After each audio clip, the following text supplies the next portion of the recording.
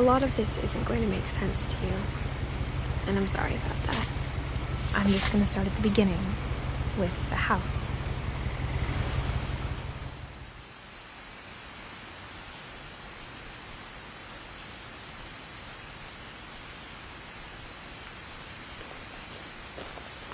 My brother Milton disappeared when I was 4. It was like the house just swallowed him up.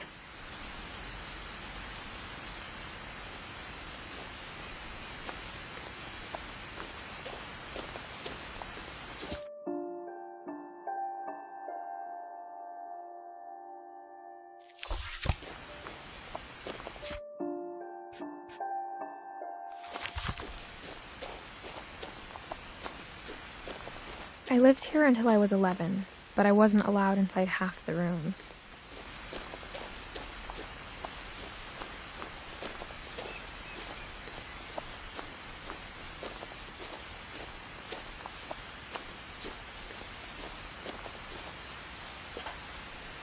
Inside the mailbox were bills from 7 years ago, marked urgent, open immediately.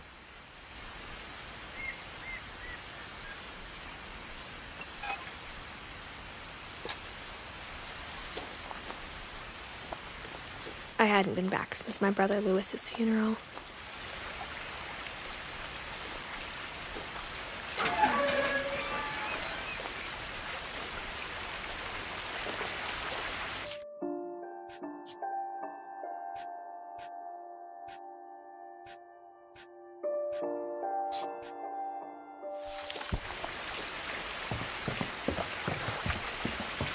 In her will, my mother left me a key, but didn't tell me what it unlocked.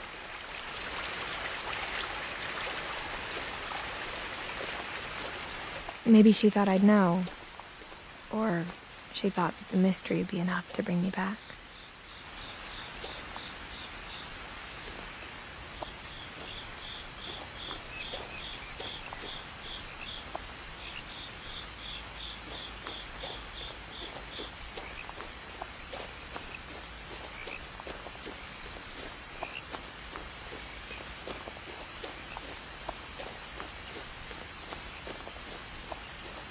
No one had driven this way in a long time, but I saw a few hoof prints.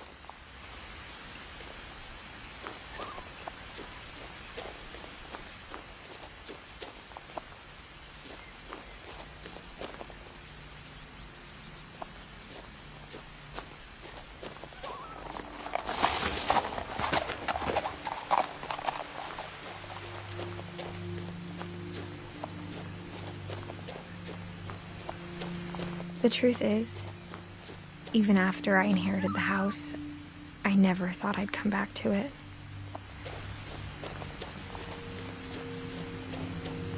But now I had questions about my family that only the house knew the answers to.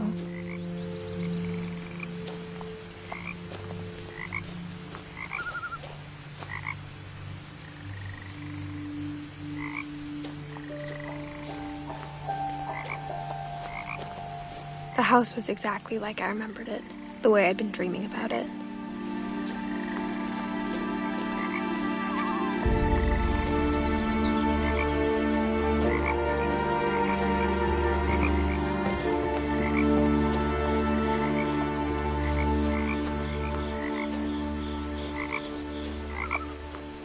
As a child, the house made me uncomfortable in a way I couldn't put into words.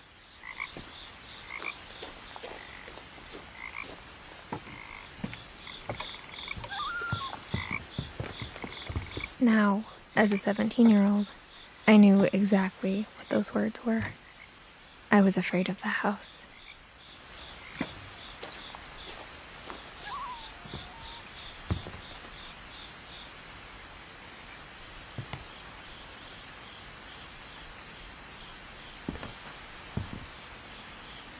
I hoped the key might unlock the front door. It didn't.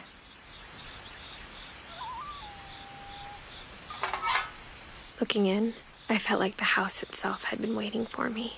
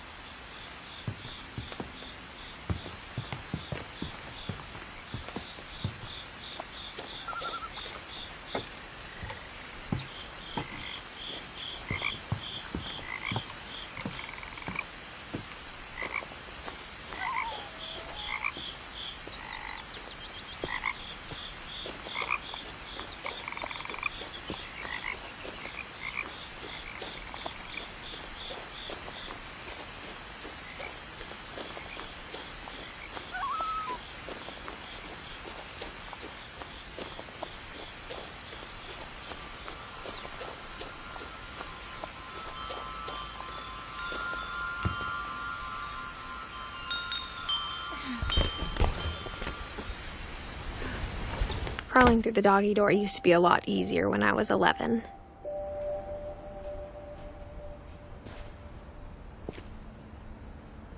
The power had been turned off the night we left.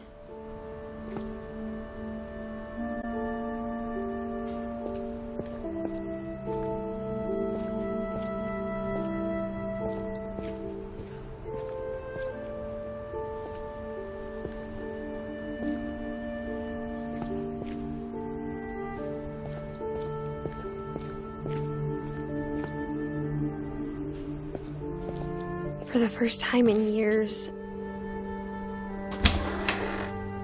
I felt like I was home. But instead of a family, there were just memories of one.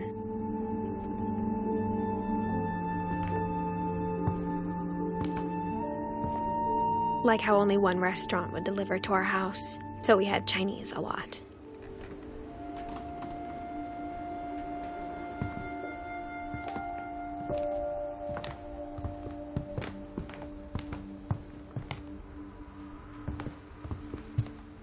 The table was still a wreck from the night we left. It was like a bomb had gone off, killing everyone but sparing the furniture.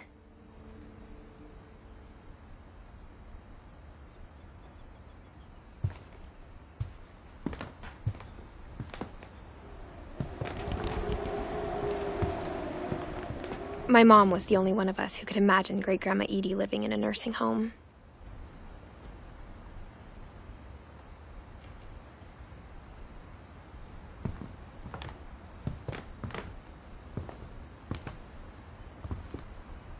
Nothing in the house looked abnormal. There was just too much of it, like a smile with too many teeth.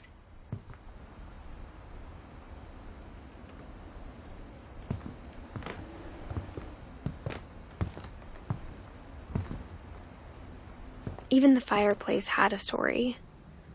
Edie told me bricks came from the original house, after it sank.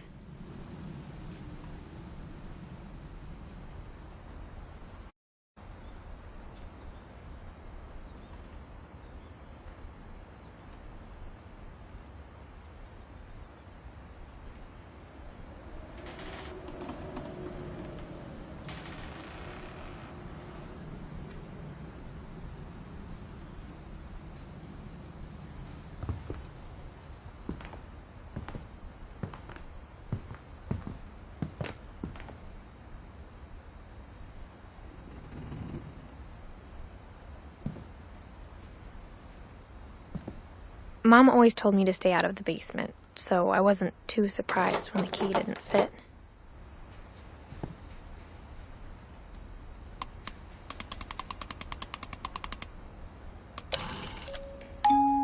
Great-Grandpa Sven built a music box for Barbara, along with the rest of the house.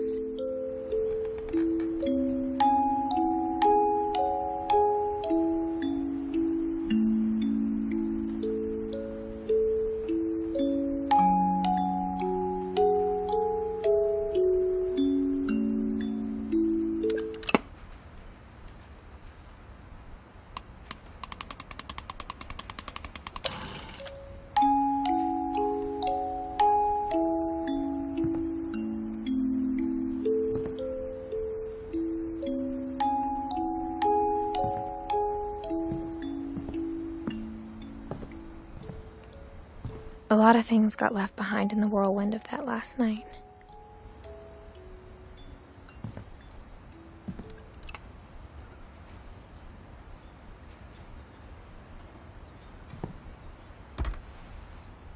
Edie told me once that every Finch who ever lived is buried somewhere in the library.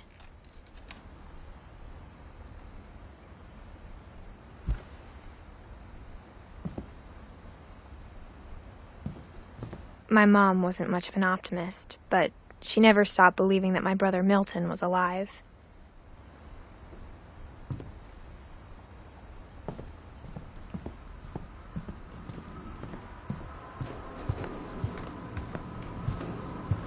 After Lewis started working at the cannery, we all got pretty sick of salmon. Except our cat, Molly.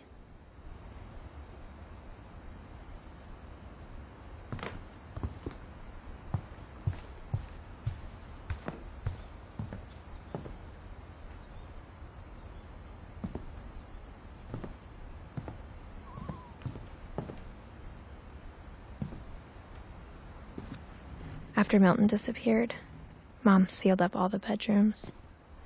Then Edie retaliated and drilled peepholes.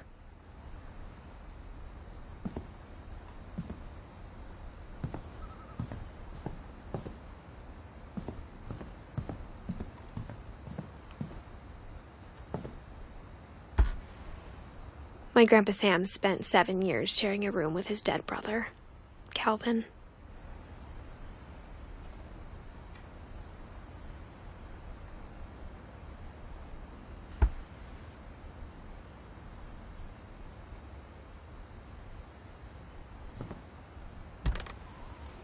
As a kid, I just assumed every house had peepholes and sealed rooms you weren't allowed inside of.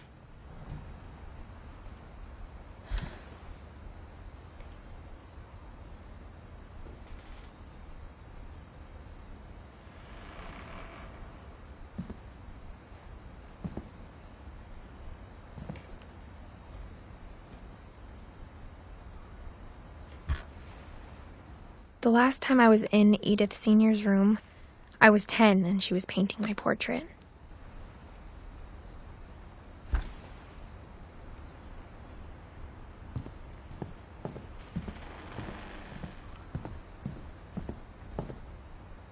Whenever people ask me about my family, the first thing they always want to know about is Barbara.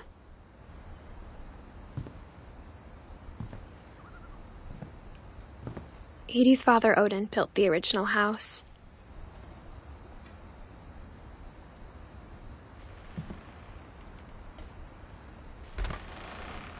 Barbara was a child star for 2 years, until America grew out of it.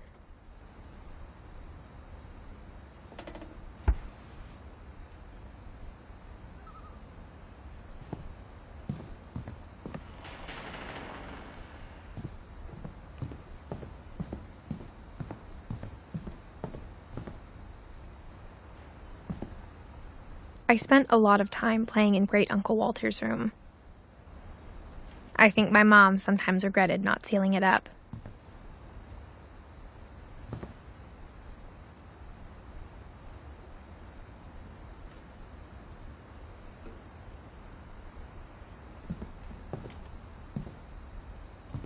Lewis told me there were secret passages, but I never believed him.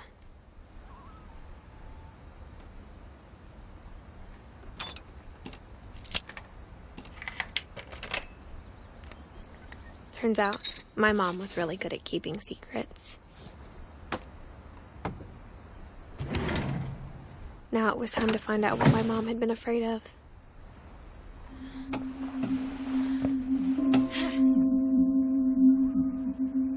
From the paintings on the wall, it was clear my brother Milton had been here before me.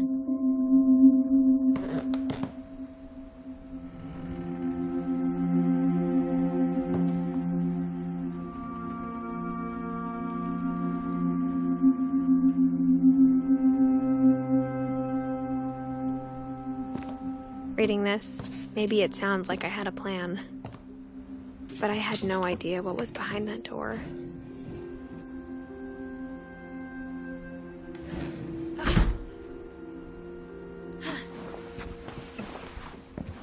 Just like I had no idea where all this was gonna lead.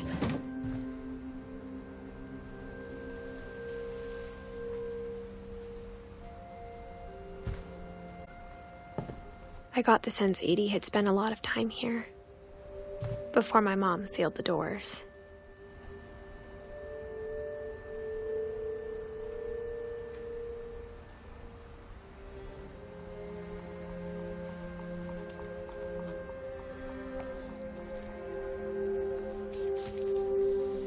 December 13th, 1947.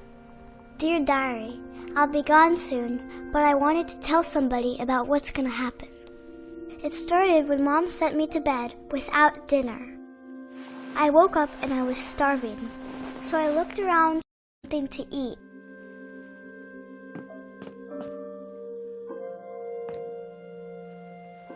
The gerbil food was dry, but I didn't mind it.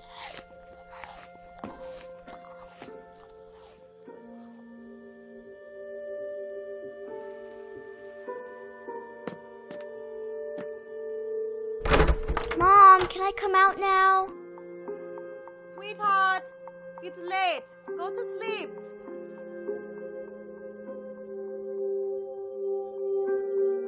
My Halloween candy was all gone.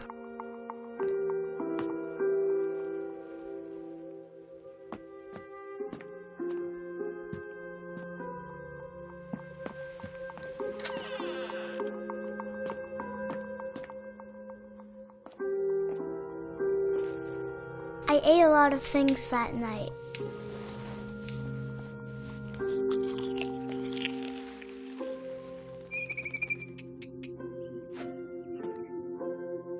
I kept eating and eating.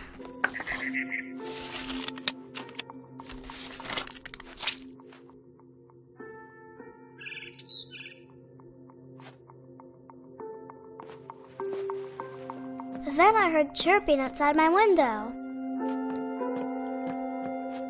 It was a barn swallow going back to her nest. I reached out for her.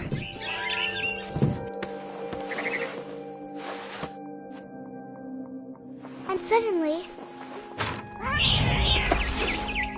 I was a cat.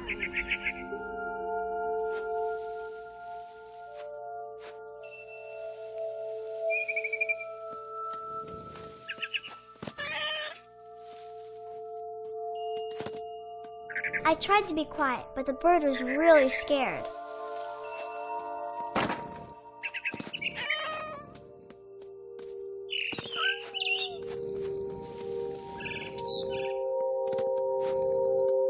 Mom and Dad didn't even look at me.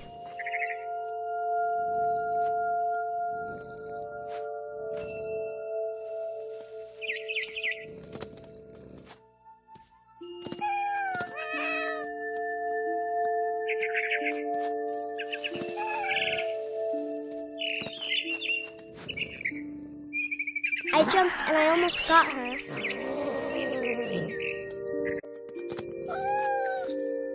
I could tell she was getting really tired. Now I was up in the big tree. I promised Dad I wouldn't climb it anymore. All I cared about was eating that mama bird.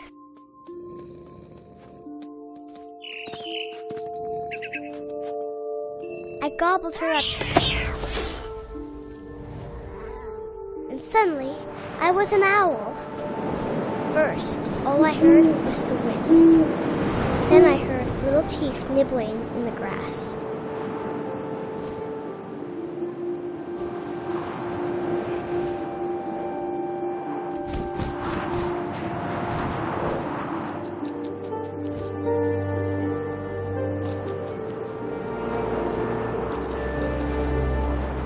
Rabbits.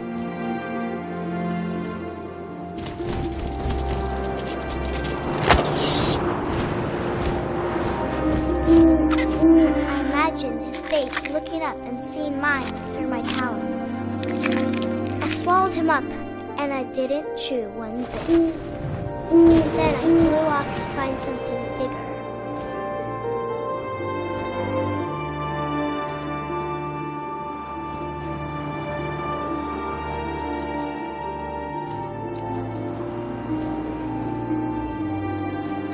A mama rabbit.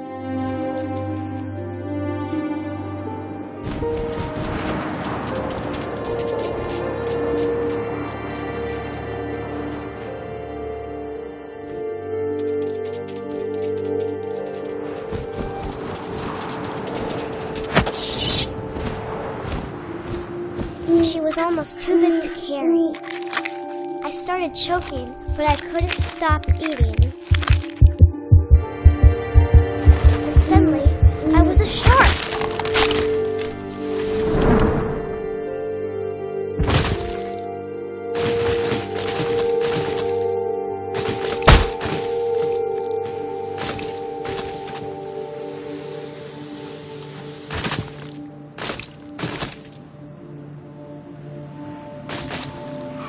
I rolled off a cliff and into the ocean.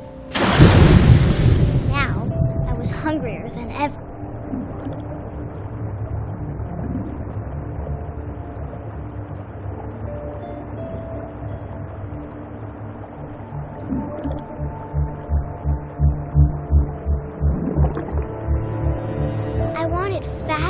juicy seals.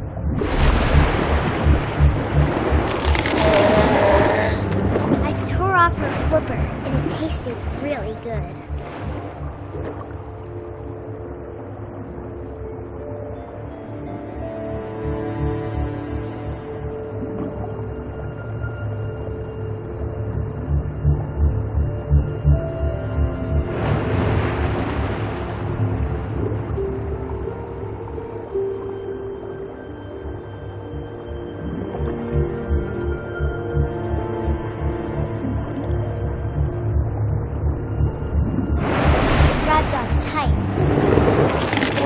So hungry, I jumped out of the water. When I opened my eyes, everything had changed.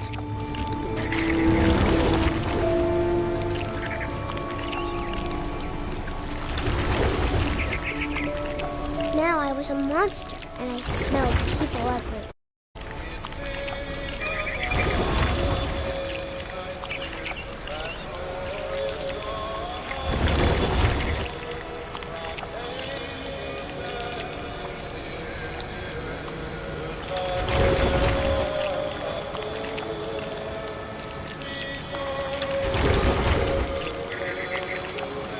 I was big, but I moved real quiet.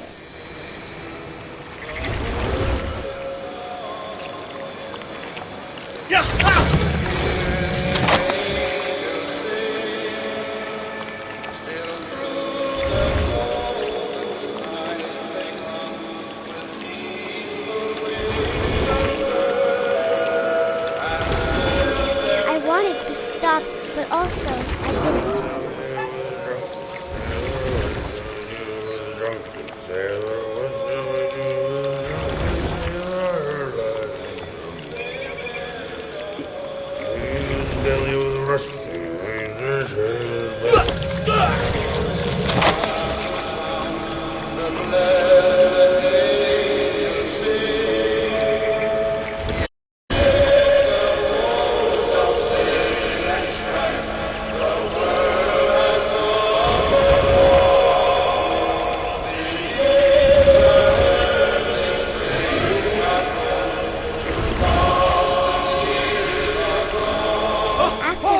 Passenger, I was still hungry. And to cross the water, I smelled something new. Something I had to have, so I swam towards it.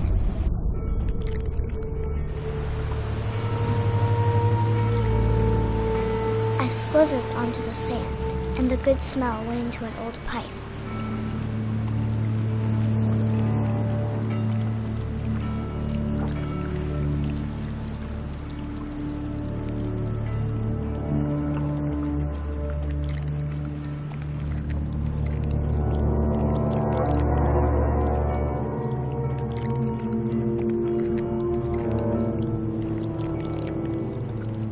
I got closer and closer.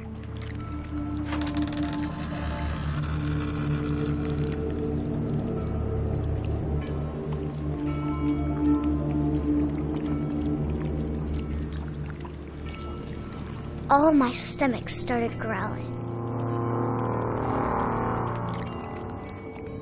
And suddenly, I was me again. I held my breath for a long time, but I couldn't hear anything. I think it's waiting for me to fall asleep. But it's not going to wait much longer. It needs to be, and we both know I will be delicious.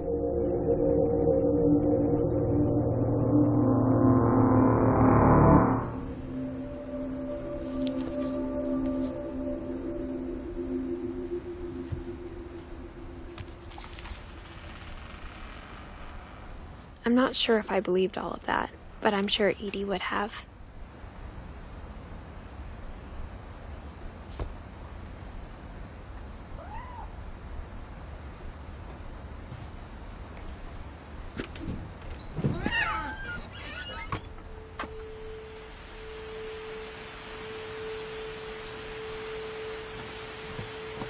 This will be obvious later, but my mom never told me any of these stories.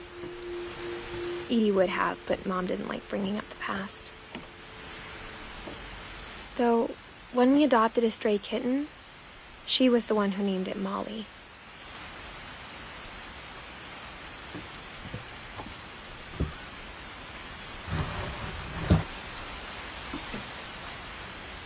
I spent a lot of time in Great-Grandma Edie's room.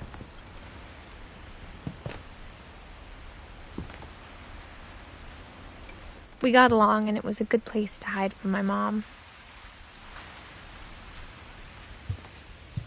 Her room was like a museum.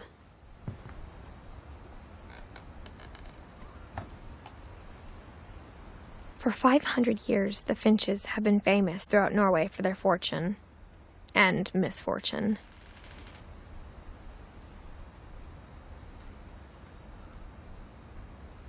Odin Finch buries the latest victims of the family curse, his wife Ingeborg and their newborn son, Johan.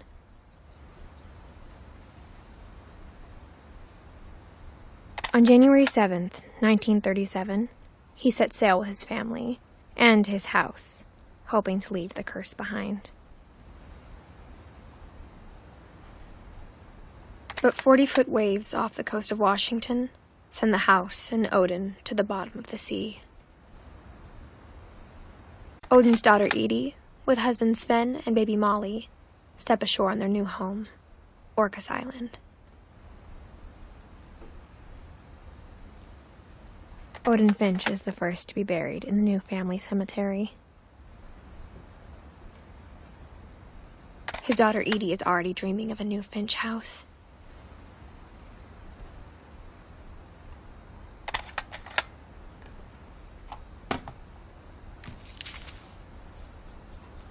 Whatever's wrong with this family, it goes back a long ways.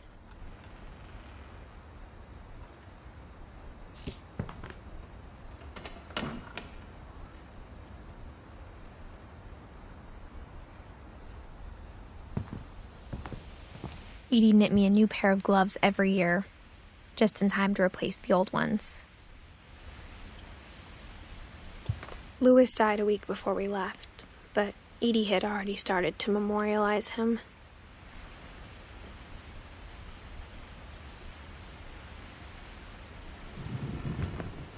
When Edie told people Sven was killed by a dragon, she could also have said he was building a dragon-shaped slide that collapsed.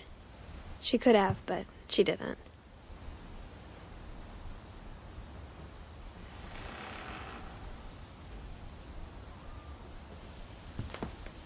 Even in her 90s, sometimes Edie seemed a lot younger than my mother.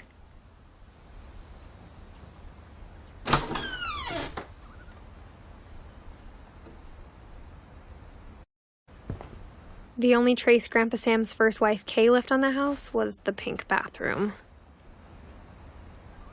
It was a pretty big trace.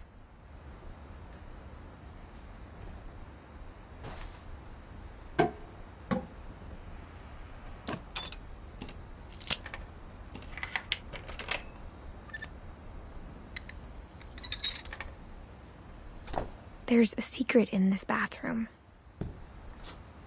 It's in the last place you would look. It isn't in the cupboard. It's hidden in this book.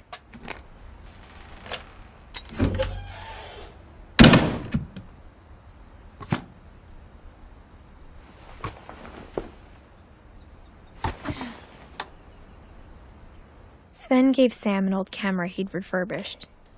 He never put it down.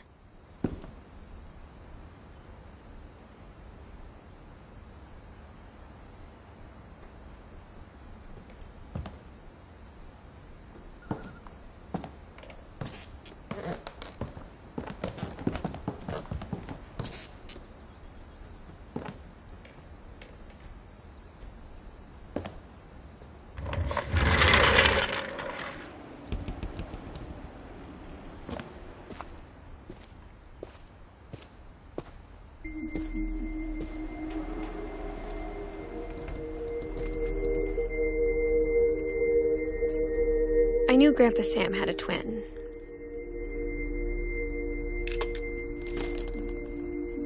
And that he never talked about him.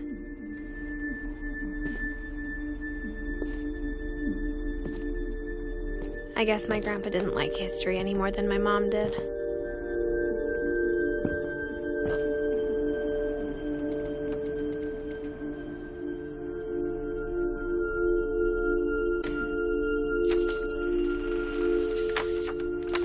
How I Want to Remember My Brother by Sam Finch. The thing I remember is that when he made up his mind, that was it.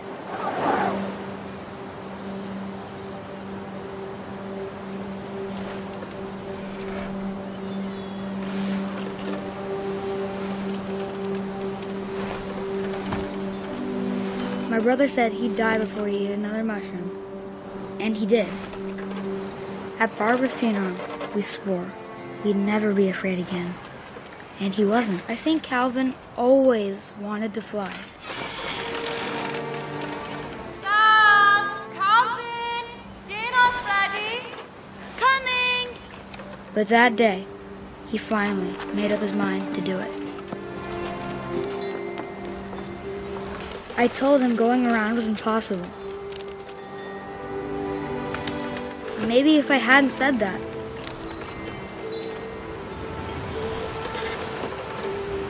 Calvin! I'm not gonna tell you again! Maybe if the then maybe he'd still be here. But I doubt it. I think he'd already made up his mind. That's what I want to remember about my brother.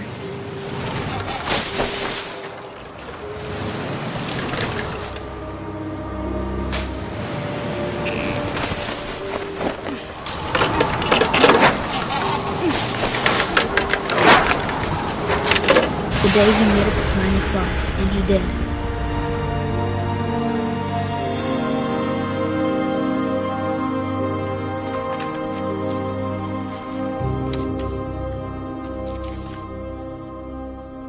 Calvin's story felt strangely familiar. When I was younger, I remember trying to do the exact same thing.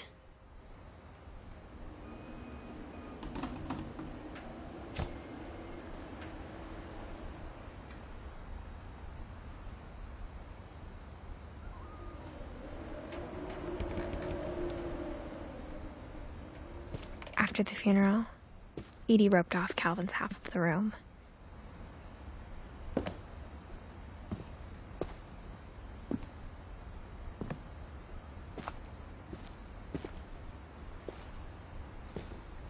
Mom said Grandpa Sam enlisted at 18 and never set foot in the room again.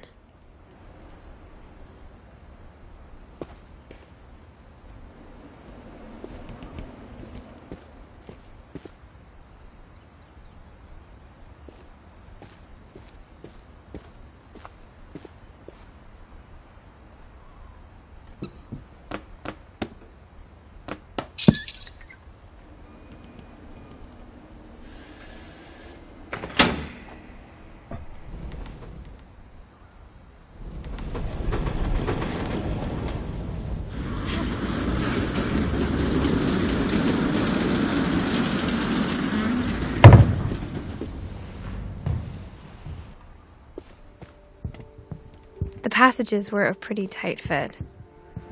They'd obviously been built for smaller hands and bellies.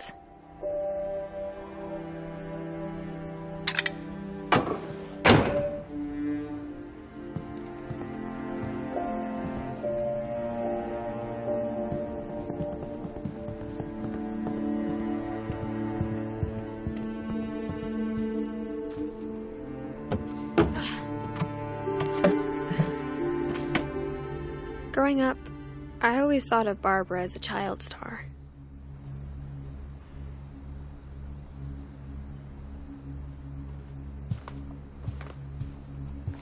I never thought about how hard it must have been for her afterwards.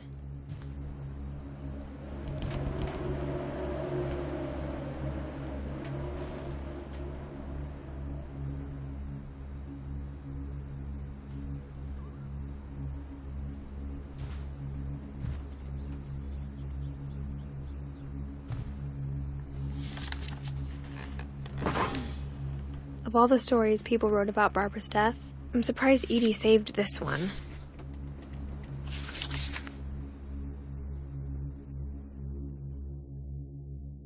Old Jack here with another ghastly tale inspired America's most unfortunate family. I'm calling it The Surprise Ending of Barbara Finch. As a child star, Barbara was famous for her scream. Now at 16, she was all washed up. A has-been. But in a lucky break, she'd been asked to perform her signature scream at a local convention for monster movie fans. It was just the boost her career needed. Unfortunately, her scream hadn't aged well. Getting better. I think you just need the right motivation. Her biggest fan and current boyfriend, Rick, was about to demonstrate when... Now that was a great scream. It was Barbara's father, Sven. He'd slipped into a table saw and had to be rushed to the emergency room. So Barbara got stuck babysitting her youngest brother, Walter. Her convention comeback was cancelled. Okay, I'm hearing frustration, but I'm not hearing terror. What if I tried... A gang of hoodlums in Halloween masks have been terrorizing Orcas Island tonight. Police are urging residents to... That came from the basement. You're right! Also, I loved your delivery on that. Why is your basement door locked? Because my dad likes making puzzles and secret passages. There's a key hidden in the music box. The secret is to keep winding and winding until finally the key pops out. Thanks, babe. I'll be back in a sec.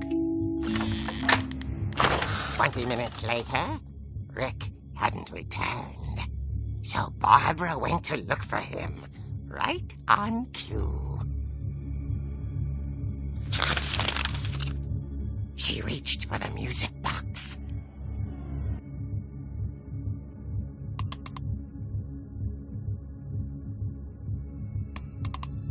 And as she wound the key, she listened for Rick, but the house was silent.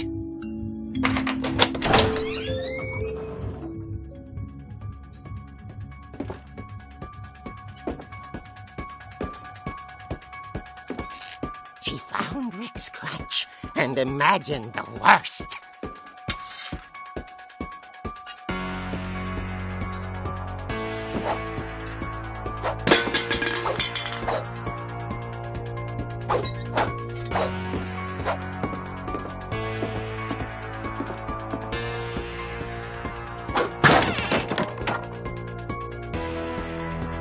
The gang's leader is the infamous Hookman killer, Dr. Carl Hamill, who impaled and then ate his family 10 years ago tonight.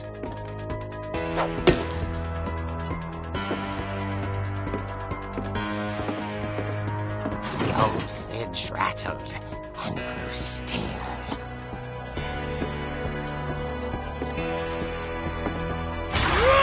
Oh dear! Oh! Rick? Barb, relax. I was just trying to scare you to help you find your scream. Well, I'm not scared, Rick. I'm furious. Then act furious. All I'm getting from you now is that you're hurt and confused and you're...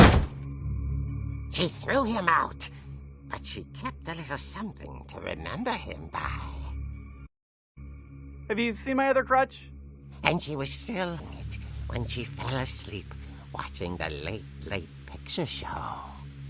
Hours later... Barbara! Walter, what's going on up there? Ah! Okay, I'm coming up, but if this is a trick, we're dead, Walter.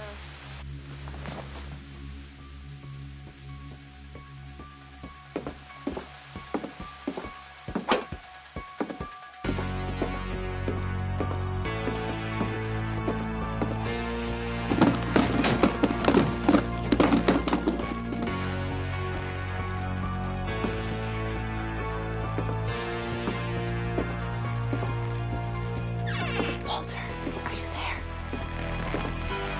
Walter had vanished, but his bedside radio was still on.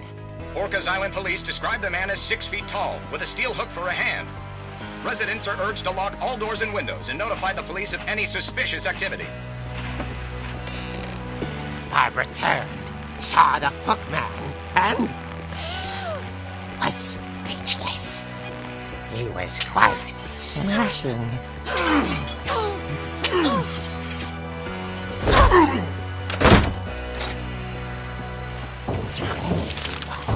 And he couldn't get enough of Barbara. Okay, Barbara, there's gotta be another way out of here. That night, she played her part beautifully.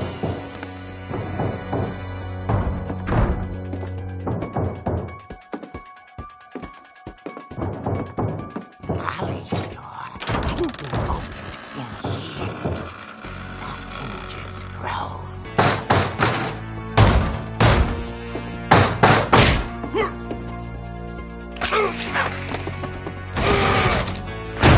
He wasn't moving, but she sensed the story might not be over yet.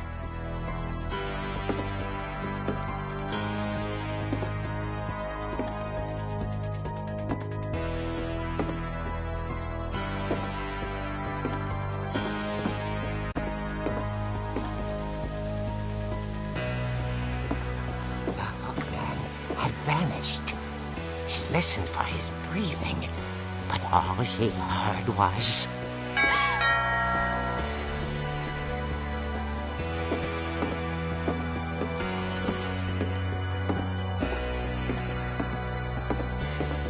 At the door, she heard whispering. It was coming from inside the house.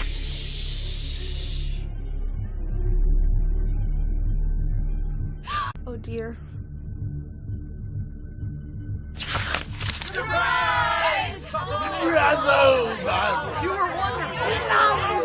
The monsters had come to surprise her. For Barbara, it was a dream come true. Then she saw what kind of monsters they were, and she realized what was about to happen. She was going to be famous. And with her final breath, Barbara Finch gave the performance of her life.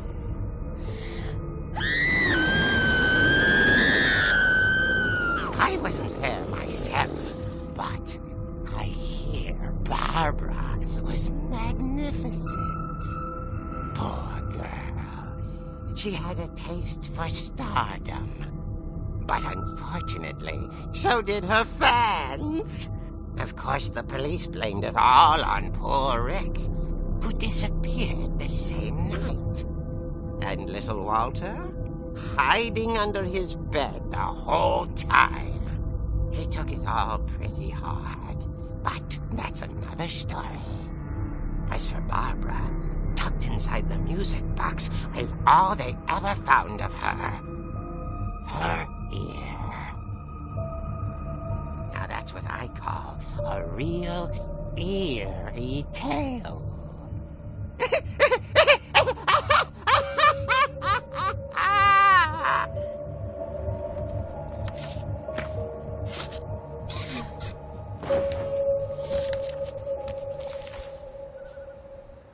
Edie told me all Barbara wanted was to be remembered, as absurd as that comic was. Maybe what Edie saw was a happy ending.